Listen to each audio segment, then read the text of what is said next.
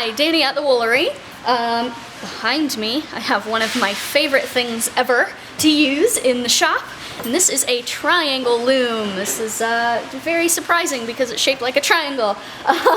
These things are awesome, and they come in all kinds of different sizes. We have several different types, but the one behind me is a 3-foot loom, and the 3-foot references this size here, from end to end on the hypotenuse. And we also sell them in a 4-foot and a 5-foot, and they do come with crochet hooks and all of the stuff that you need to put them together.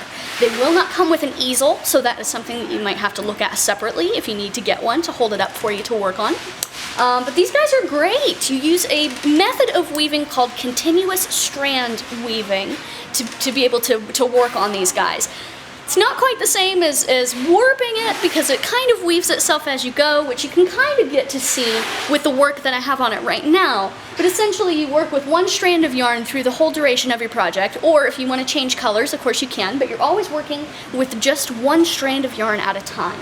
And as you work this direction, it fills up in this direction, which is pretty cool.